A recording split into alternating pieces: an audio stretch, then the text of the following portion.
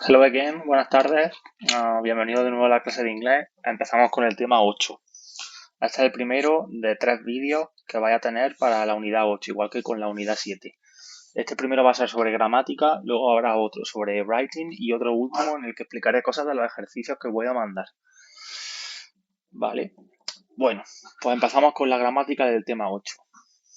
Como estamos haciendo en el tema anterior y vamos a hacer en el siguiente, desde el parón, estamos viendo solamente contenidos mínimos. Eso quiere decir que quiero que veamos lo que nos queda de temario, pero solamente lo justo y necesario para que el año que viene no suene nada a chino y sepáis lo que tenéis que hacer y que no perdáis el hilo en cuarto de la ESO. Entonces, vamos a ver el tema 8 y el tema 9, pero solamente lo esencial, lo justo y necesario para que podáis afrontar el curso que viene sin estar en desventaja. ¿De acuerdo? Entonces, la gramática del tema 8, que insisto, vamos a verla muy de pasada y muy resumida, es el pasado perfecto. Lo tenéis en la página 103 en caso de que tengáis el libro. Cuando hablamos con el pasado perfecto, estamos haciendo una acción que pasó antes que otra acción en el pasado. Dicho de otra forma, es un pasado anterior. En español tenemos el pretérito anterior, que se usa con hubo más participio. Pues a este tiempo, el pasado perfecto en inglés es parecido a ese pretérito anterior. Sirve para, dentro del pasado, ordenar las diferentes acciones. Si yo uso una acción o conjugo una acción en el pasado perfecto, quiere decir que pasó antes que otras acciones que estén en el pasado simple, por ejemplo. Bueno, vamos a la tabla. ¿Cómo se hace? Se hace con el auxiliar had y el verbo en participio. El participio quiere decir, si el verbo es regular, pongo ed. Si es irregular, pongo la tercera columna de los verbos irregulares. Tenéis una lista que os di para el tema 5 o el 6 o incluso anterior, si no recuerdo mal, de los verbos irregulares. Y al final del libro tenéis otra lista, pero ordenada por orden alfabético, por si la necesitáis para referencia. Entonces, uso had con d, had, más el verbo nd, o tercera columna de los verbos irregulares. Entonces, la afirmativa uso had y verbo nd o tercera columna. Negativa igual, pero con hadn't o had not si no quiero contraerlo. Y la interrogativa, como hacemos siempre en inglés, hacemos inversión sujeto-verbo. En vez de decir sujeto y verbo, digo verbo y sujeto. En este caso, verbo auxiliar y sujeto, que sería had I y el verbo principal nd o tercera columna. Y aquí están las respuestas cortas. Vamos a ver ejemplos.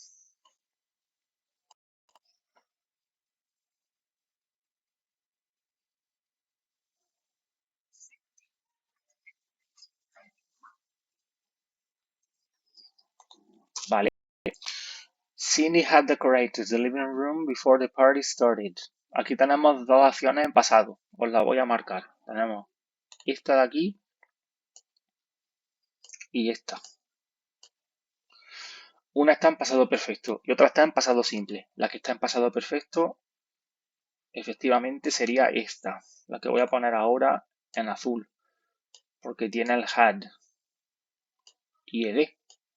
Que hemos dicho que es el pasado perfecto. Had más el verbo principal en ed o tercera columna. En este caso, como decorate es un verbo regular, pongo ed. Y luego hay otra acción en el pasado, que en este caso está en pasado simple, que es la que voy a poner en rojo.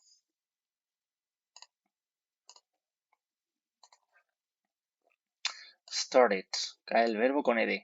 ¿Por qué sé que es pasado simple? Porque el pasado simple se hace con el verbo en ed o la segunda columna de los verbos irregulares.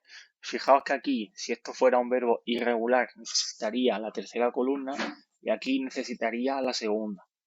Entonces, la traducción sería: al castellano, Cindy ya había decorado el salón antes de que la fiesta empezara. De las dos acciones, ¿cuál pasa primero? En primer lugar, tenemos la acción que sería had decorated, es la que aparece primero en la oración. Y en segundo lugar tenemos started. Sin embargo, bueno, en este caso sí que se cumple, que ese es el orden en el que se hacen las acciones. Primero se haría la acción en pasado simple, hasta la que ocurre primero, la de decorar. Y en segundo lugar, la acción de que la fiesta empiece. ¿Vale? En este caso, el orden en el que aparecen las acciones en la frase es el mismo que el orden real en el que pasaron esas acciones. Cindy ya había decorado el salón antes de que la fiesta empezara.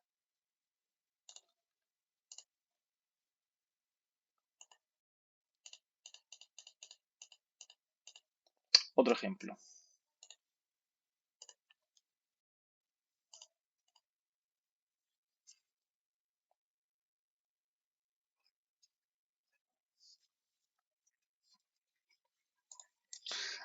Acá tenemos dos acciones, las voy a marcar en pasado, quiero decir.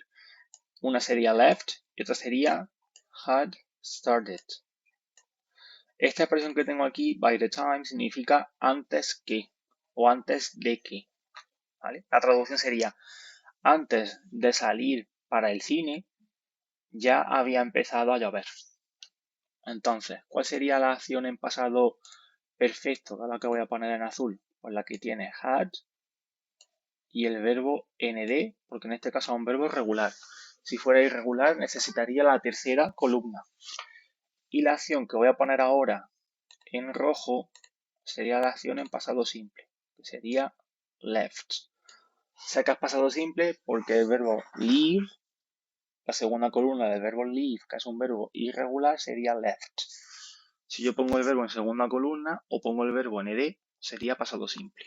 Entonces, en este caso, la acción que aparece primero en la frase, en la oración, sería left y la que aparece en segundo lugar sería had started. A diferencia del ejemplo anterior, en este caso, el orden en el que aparecen las acciones no es el mismo orden en el que realmente ocurrieron.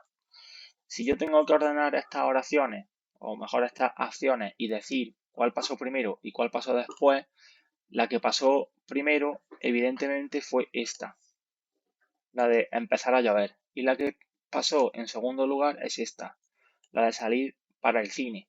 Primero empezó a llover y después fue cuando fuimos y salimos para ir al cine.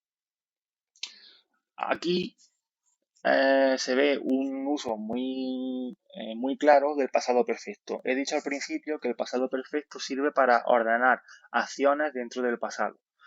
Pues bien, si yo pongo una acción en pasado perfecto, estoy anteponiéndola a la de pasado simple. O sea, si yo pongo una acción en pasado perfecto, estoy marcando que esa oración pasó primero y que la de pasado simple pasó a continuación. Primero empezó a llover y después salimos para el cine. Primero ocurre la acción de pasado perfecto y después la de pasado simple, aunque el orden en el que aparezcan en la oración sea diferente. Más ejemplos.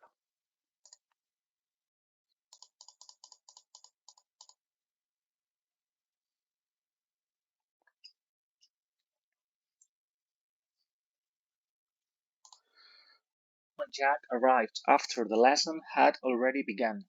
¿Vale? Aquí tenemos otra expresión de tiempo que es after, después de.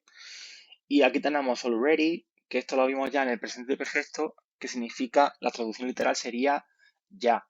Se usa en acciones afirmativas y lo que queremos decir con ese already es que la acción ocurrió antes de lo esperado.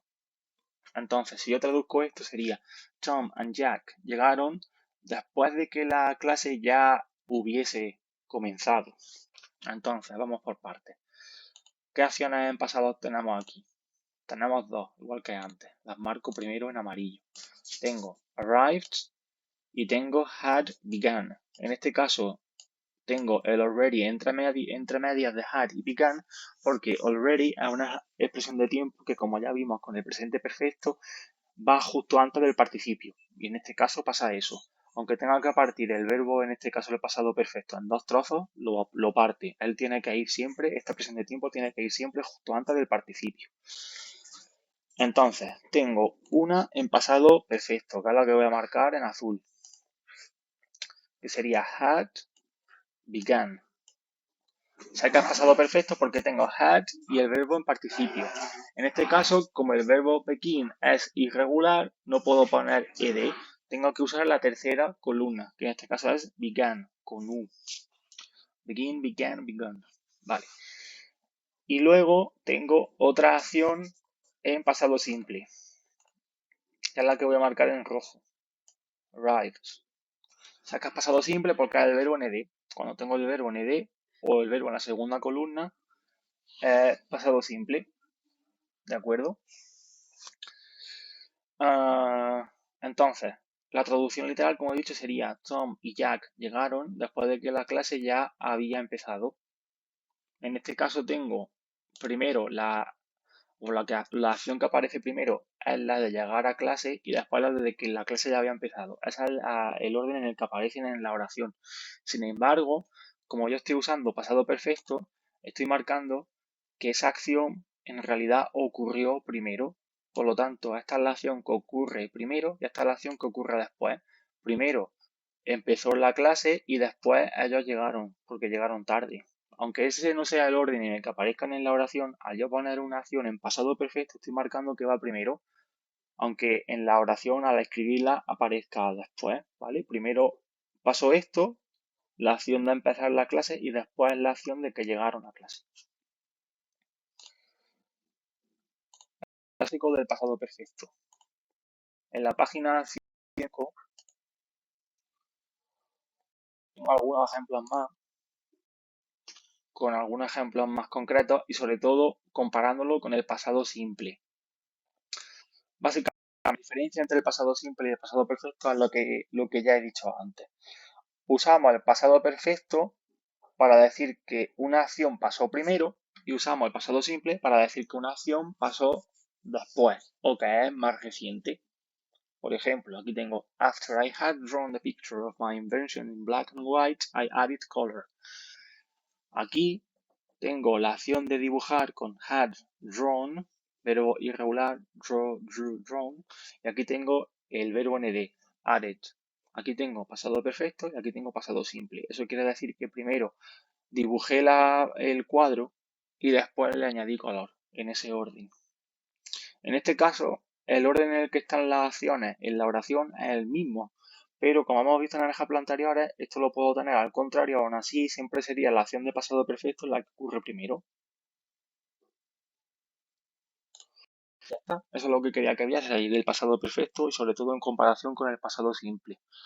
Este es el primer vídeo de los 3 que voy a colgar. Ahora voy a hacer otro que va a ser en el que os voy a explicar la tarea de writing, así que os veo allí.